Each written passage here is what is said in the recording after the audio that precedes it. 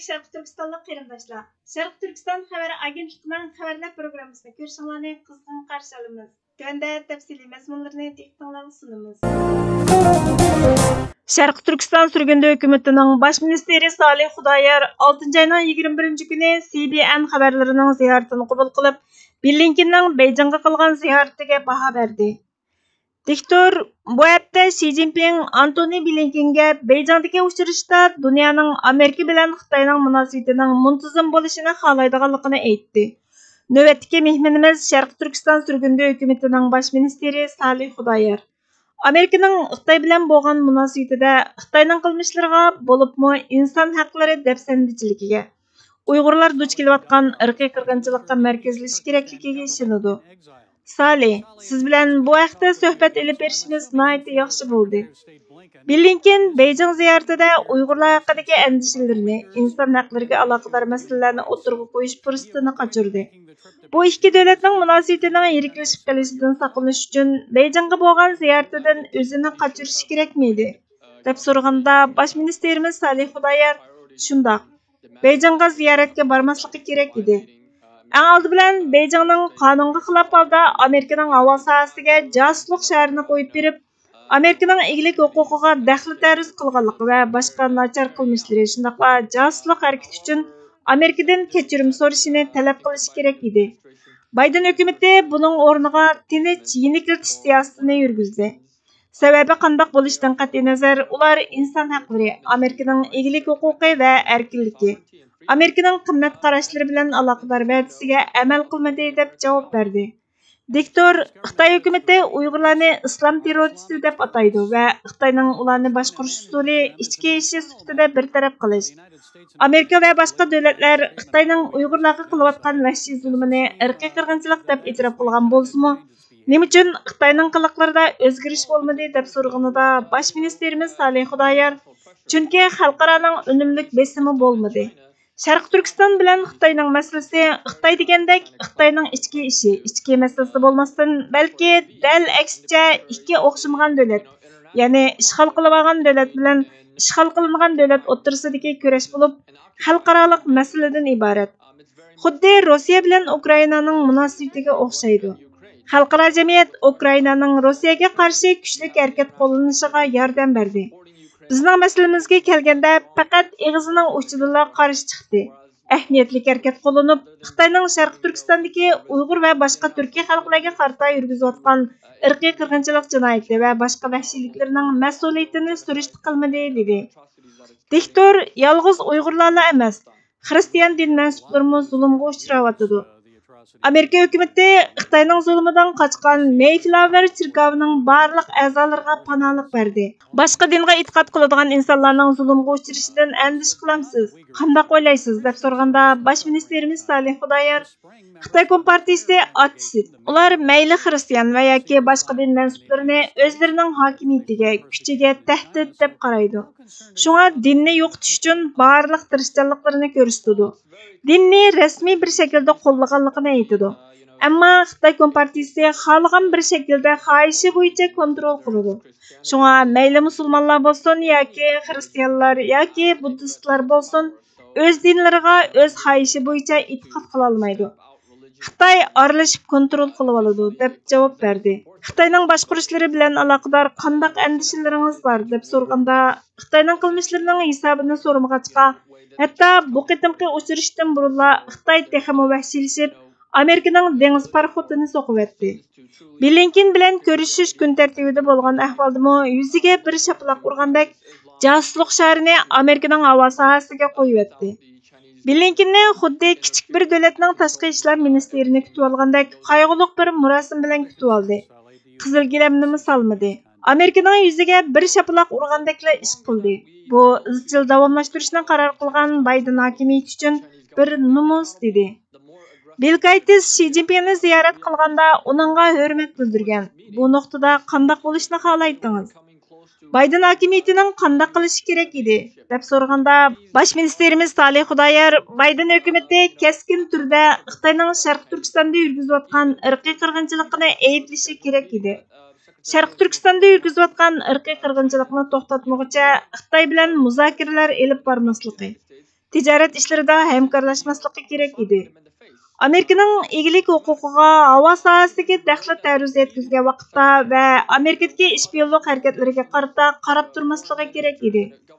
Amerika hukumati Xitoyning Amerikada qilayotgan barliq faoliyatlarini bildi. Buningga qarshi harakat qilishi, Xitoyni ayblashi, Xitoyning faoliyatlarini qo'llayotgan Xitoy diplomatlarini qo'g'landi qilish kerak edi deb javob berdi. Türkiye Yaxshi partiya hay'ati 22-iyun kuni Türkiye Büyük Millet Meclisi'de Palestin rəhbəri Mahmud Abbas'ның 13-iyun kuni Xitoy bilan strategik hamkorlik kelishimi tuzib, Xitoyning Sharq Turkistondagi Uyg'ur va boshqa Turkiy xalqlarga qarata yurgizayotgan irqiy qirg'inchiligini qo'llaydiganligini bildirgandan keyin Türkiye'ning Palestin bilan yangidan imzolanadigan kelishimnomaga shart qo'ydiganligini e'lon qildi va tarixni hech kimning o'chira olmaydiganligini, bu yil 11-oyda Sharq Turkiston Cumhuriyeti kurulganligining 90 yilligini xotirlaydiganligini bildirdi. Haziran günü Filistin Devlet Başkanı Çin'e bir ziyaret gerçekleştirdi.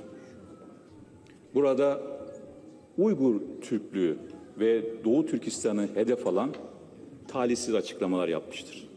Bunu daha önce de yaptığını biliyoruz. Şu gerçeği milletimizin huzurunda paylaşmak istiyoruz bir kez daha.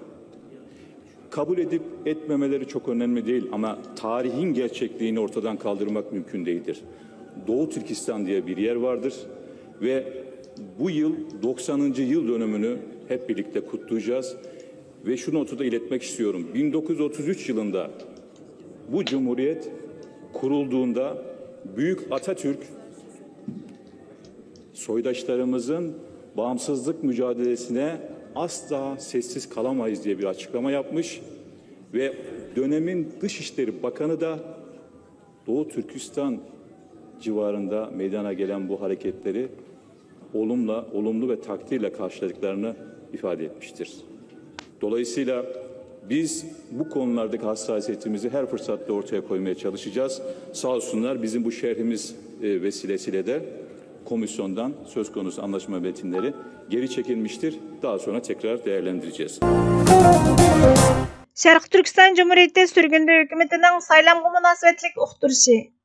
Sharq Turkiston Cumhuriyeti sürgünde hükümeti 6. ayning 1 günü umumiy uqtırış tarqitib 2019 yılı ötküzülgen 8. nöbetlik Ali Qurultayda vazife tapşırıp algan hazırkı hükümetinin 4 yıllık vazife öteş muddeti toşqanlık üçün 9. nöbetlik Ali Qurultayni bu yıl 11. ayning 10. günüden 12. günügacha Amerikaning poytaxti Washingtonda ötküzishni qaror qilganligini e'lon qildi. Şunun bilan bir vaqtda 9. nöbetlik Ali Qurultayning saylam nizamnomasi, 9. nöbetlik Ali Qurultay saylam komiteti hay'at a'zolarining tizimligi, 9. nöbetlik Ali Qurultayga qatnashadigan millat vakillari hozirlashga tegishli shartlar qatorliq bir qator muhim hujjatlarni e'lon qildi. Umumiy uqtirishda har qaysi davlatlarda turishliq saylam komiteti hay'at a'zolaridan 7. ayning 15. kunidan burun yerlik saylam o'tkazib, 9. nöbetlik Ali Qurultayga qatnashadigan millat vakillarini saylab chiqishni talab qildi.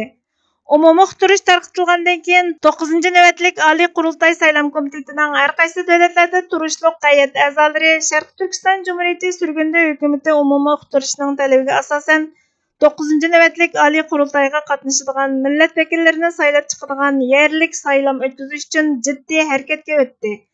Shu qatorda 9. nöbetlik Ali Qurultay saylam komitetining Amerikada turishliq hay'at a'zolaridan doktor Jur'at Obul va Ali Muharrir Ömer İnin 6. ayning 10. kuni Sharq Turkiston Cumhuriyeti sürgünde hükümetining baş ministeri Salih Xudayarning ishxonasida uchrashib, Ali Qurultayga Amerikadan qatnashadigan millat vakillarini saylab chiqish xizmatini birlikda muzokara qildi. Umumiy uqtirishda ko'rsatilganidek 8. nöbetlik Ali Qurultayda vazifaga o'tirgan hozirgi hukumat 4 yildan buyangi xizmat jarayonida nurg'ulg'an qiyinchiliklarni boshdan kechirdi. Oldi bilan hukumat taftish komitetining qarori bo'yicha hukumatdan qo'g'lab chiqarilgan Xitoy va uning ittifoqdosh davlatlarining istixborot ayg'oqchilari o'zlarini ayrim hukumat deb atab, haqiqiy hukumatning xalqimiz tarafidan umumyuzlik e'tirof qilinishiga to'sqinlik qildi. Hukumat olti bo'lib ketdi deb ta'tir tashviqot qilib, hukumatning xalqarodagi obraziga og'ir dog' tekkizdi. Ko'rayotganimizdek, ularning buzg'unchilik harakati hozirmi davomlashyapti. Bo'libmi, Xitoy tajovuzchilarining chet eldagi Uyg'ur tilli xalqchilari bosh ministri Salih Xudayarga terrorist deb qarachaplab, nohaq turmada yotqizdi va uzun muddat adliya nazoratiga duchor qildi.